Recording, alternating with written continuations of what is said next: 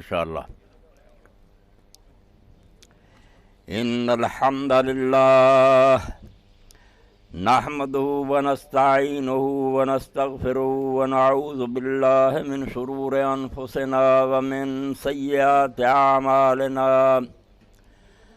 من يهده الله فلا مضل له ومن يضلل فلا هادي له، واشهد ان لا اله الا الله وحده لا شريك له، واشهد ان محمدا عبده ورسوله صلی اللہ تعالی علیہ وعلی آلہ واصحابہ وبارک وسلم۔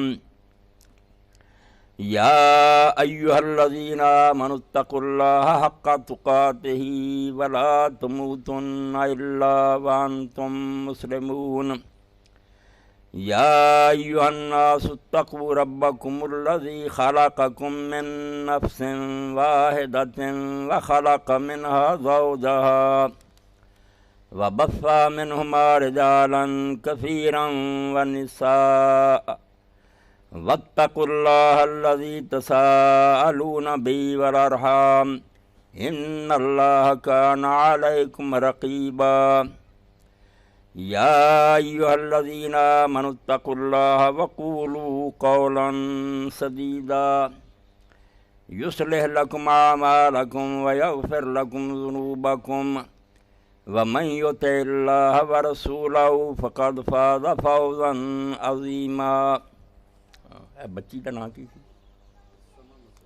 سما۔ درس قرآن مجید تو پہلے ہو گیا، مگر یہ نکاح کے سلسلہ میں دو باتیں میں اپنے بچے اور بچی کے گوش گزار کرنا چاہتا ہوں کہ نکاح اسلام کی نظر میں محض کوئی دنیاوی رسم نہیں ہے کہ گھر آباد کرنے کا یہ معاملہ ہے۔ اللہ کے رسول علیہ السلام نے فرمایا ذا تزوج العبد فقد استکمل نصف الدین۔ نکاح جب ہوتا ہے کسی بچے کا تو آدھا دین اس کا مکمل ہو جاتا، باقی نماز روزہ سارا جو نا آدھا وہ، اس کو اکیلا نکاح کو آپ نے آدھا دین قرار دیا، اس لیے کہ اسلامی معاشرے کی پہلی اینٹ یہ ہے کہ خاوند بیوی کے تعلقات ٹھیک ہوں گے، گھر ٹھیک ہوگا، یہ پہلا سیل ہے، سارا معاشرہ انشاءاللہ ٹھیک ہوگا۔ تو اس سلسلہ میں دو باتیں، ایک تو بیٹا سنیں کہ رسول کریم علیہ السلام کے صحابہ میں سے حضرت سعد بن معاذ رضی اللہ عنہ کا بڑا مقام ہے، سردار تھے مدینہ کے، جنگ خندق میں تیر لگا اسی سے شہید ہوئے۔ اب ان کے جنازہ پر رسول کریم علیہ السلام نے فرمایا اہتز لہ عرش الرحمن، کہ سعد کی موت پر اللہ کا عرش کانپ گیا اور 70,000 فرشتہ اس کے جنازے کے ساتھ چل رہا۔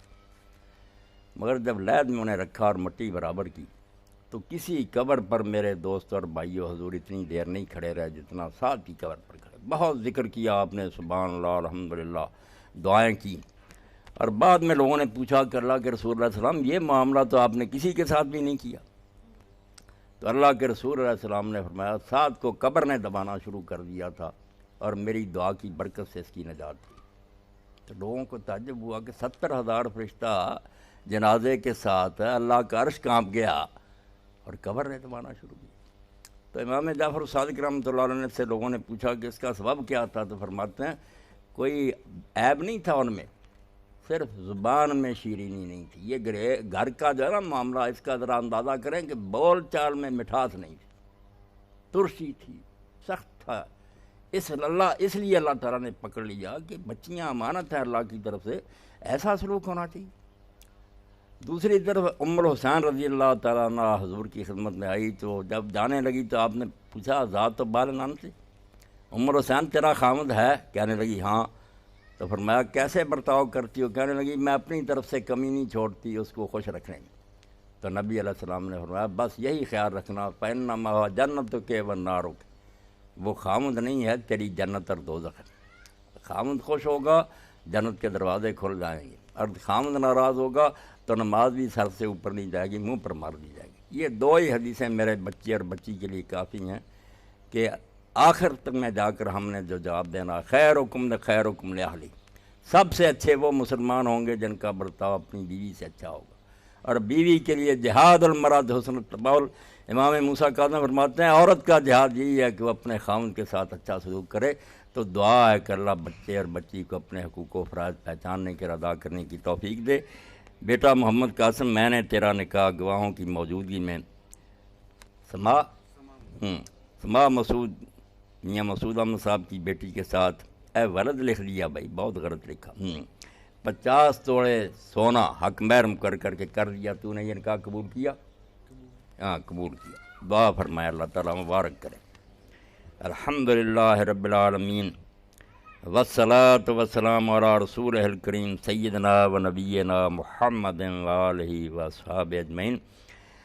بارک اللہ لکا و بارک علیکا و جمع بینکما فی خیر، اللہم الف بین قلوبہما و اصلح ذات بینہما، اللہم احسن عاقبتنا فی الامور کلہا و اجرنا من خزی الدنیا و عذاب الآخرہ، ربنا هب لنا من ازواجنا و ذریاتنا قرۃ اعین واجعلنا للمتقین اماما، رب هب له من لدنک ذریۃ طیبہ انک سمیع الدعاء، رب هب له ولیا یرثہ واجعلہ رب رضیہ، وصلی اللہ تعالی علی عبد اللہ ورسولہ خاتم النبیین سیدنا و مولانا محمد وآلہ واصحابہ اجمعین، آمین یا رب العالمین۔ اللہ مبارک فرمائے۔